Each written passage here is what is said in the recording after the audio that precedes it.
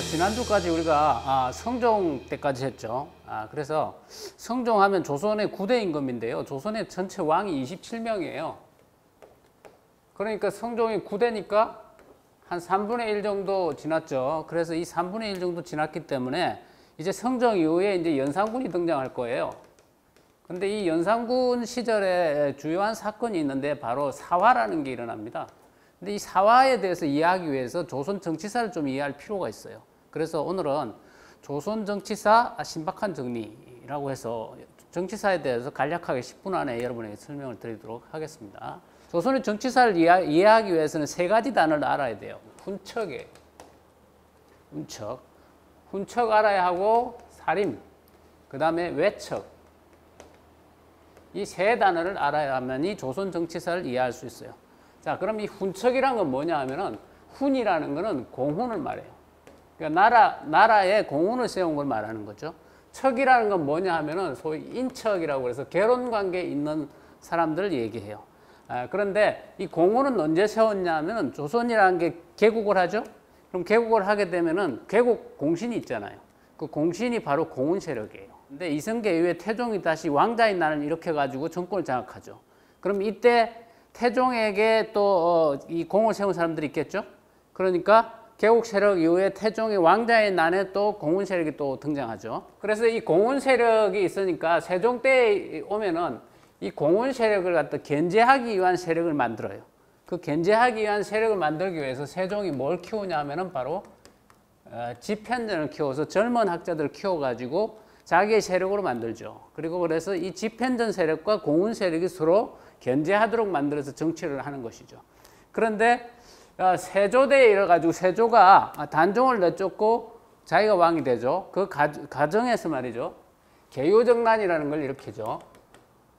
개요년에 김종수를 죽이고 항보인을 죽이고 그렇게 해서 자기가 정권을 장악하고 다시 단종을 내쫓고 그러면 여기에 또 뭡니까? 한명회라든지 신숙주라든지 이런 사람들이 다시 공훈 세력이 되겠죠. 그러면 이 공훈 세력들이 이 왕실하고 결혼을 한단 말이죠. 그래서 그 왕실하고 결혼하는 세력이 바로 인척이에요.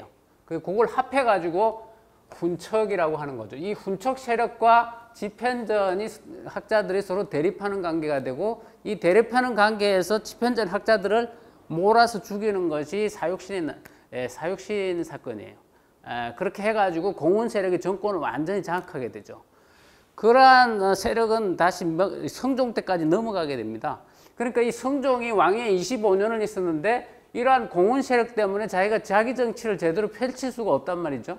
그래서 이 공훈 세력들을, 즉 훈척 세력을 견제하기 위해서 새로운 세력을 끌어들여요. 그 새로운 세력이 바로 이 사림이에요.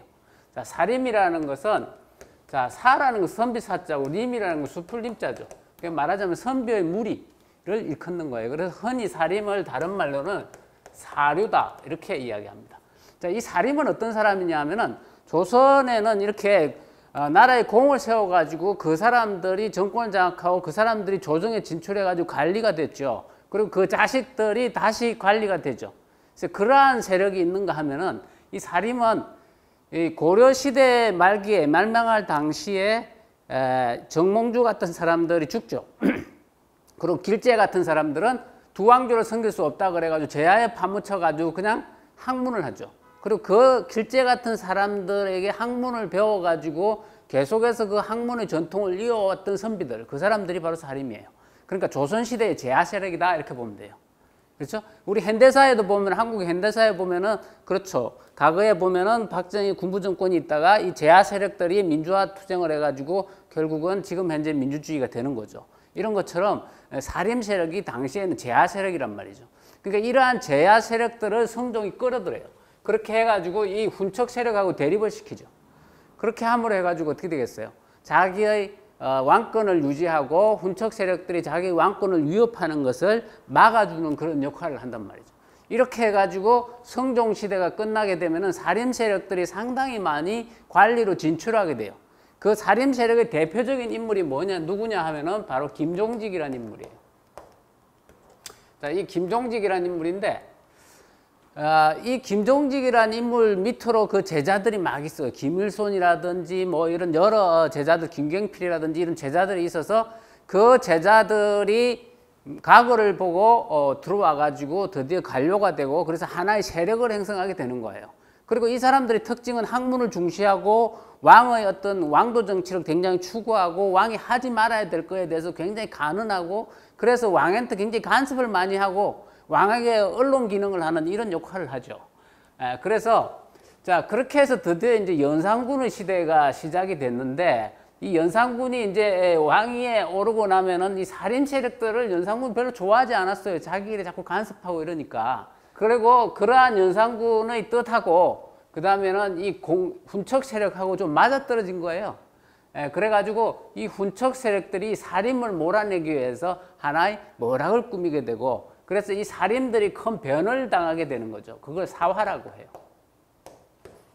선비들이 재앙을 당하는 사태가 일어난 거. 그래서 이게 연산군 때에 두 번이 일어나요.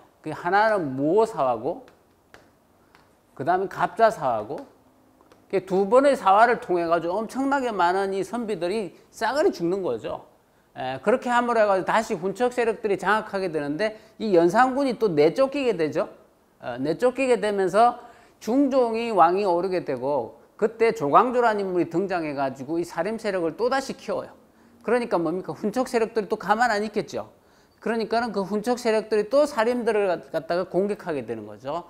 그래서 일어난 것이 기묘사화라고 중종시대에 일어나서 또 한 번 살인들이 크게 당하게 된단 말이죠. 그러고 나서 명종시대가 되면 또 한 번 또 살인들이 또 상당히 많이 화를 당하는 윤원행이라든지 이런 인물들에 의해서 화를 당하는데 그게 을사사화라고 하는 거죠. 그래서 이 4대 사화를 당하게 되는 거예요. 이걸 통해 가지고 살인들이 엄청나게 많이 죽어요. 사화를 계속 당하다가 이 살인들이 정권을 장악하게 되는 거예요. 그래서 살인위주의 정권이 서버리는 거죠. 그래서 살인의 정치가 시작이 돼요. 살인의 정치. 이게 언제 시작되냐면 이게 바로 선조 때 시작이 되는 거죠. 선조 때. 근데 이 살인들이 이제 정치를 다 장악하니까 훈척 세력은 밀리고 살인들이 다 장악하게 되니까 살인들 안에서도 분파가 생기기 마련이죠. 말하자면은 이 관료의 자리는 한정되어 있는데 그걸 갖다 노리는 사람 수는 엄청나게 많으니까 자연스럽게 뭡니까? 그 사람들이 파를 이루게 된단 말이죠. 그 파는 대개는 학파를 중심에서 이루게 되는 거예요. 그래서 이 살인들이 장악해가지고 시작된 선조시대의 정치를 붕당 정치라고 해요. 이게 붕당이라는 게 붕이라는 게 뭐냐면 뜻을 같이 하는 사람이 법붕자를 써요.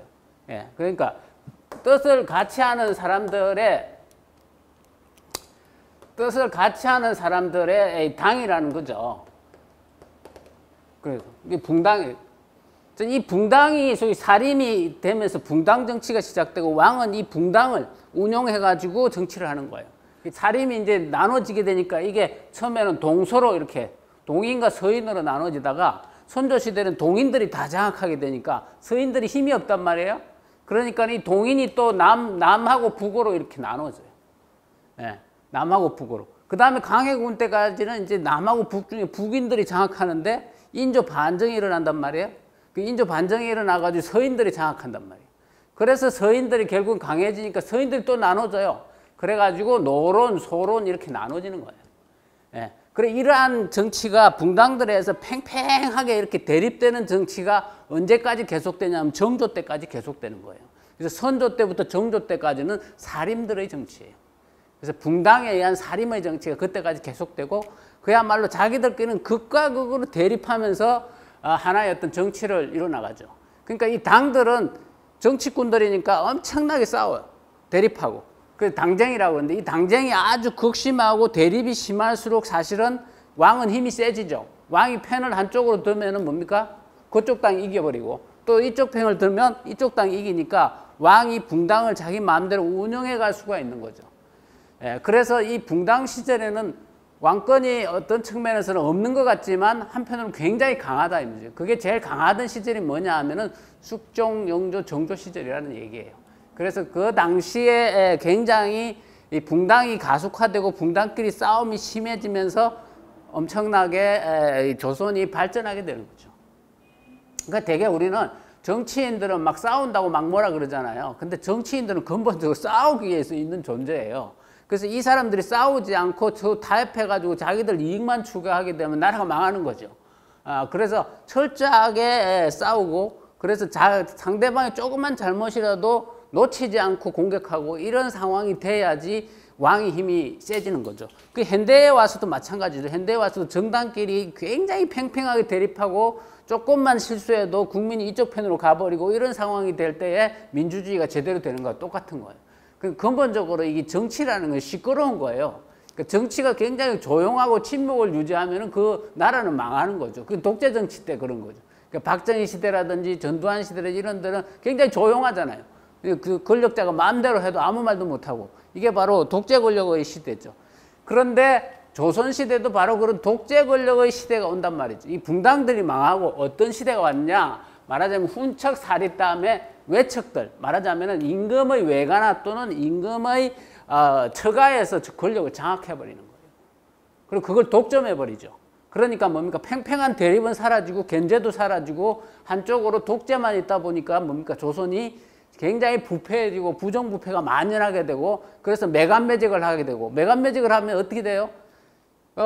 말하자면 세금이라는 게 들어와야 나라가 운영이 되는데 그 세금을 중간에서 외척들이 다 빼먹어버리고 그 다음에는 관직도 전부 다 팔아먹어버리고 그러다 보니까는 인재는 없어지고 그리고 국고는 비어버리고 그러니까는 이 외척들은 굉장히 잘 사는데 나라는 엉망진창으로 가난해지고 그러므로 해가지고 조선이 망하는 거예요. 그러니까 조선이 그 망한 게 그 옛날에 그 친일사관을 가졌던 사람들은 뭐 조선이 당쟁 때문에 망했다 이렇게 얘기하지만 실질적으로 그렇지 않고 당쟁이 굉장히 치열하게 벌어지고 있던 영조, 정조, 쑥종 이럴 때에는 굉장히 잘 살았어요. 굉장히 발전되어 있었어요.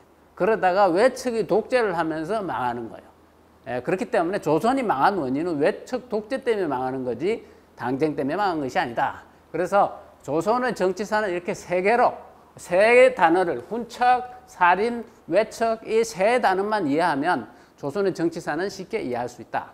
그리고 이 붕당사가 좀 복잡한 것 같아도 그 뭐 나중에 선조 때 가면 잘 이야기하겠지만 지금의 우리나라 현대 정치에서 민주당이니 무슨 당이니 해가지고 싸우는 거 똑같아요.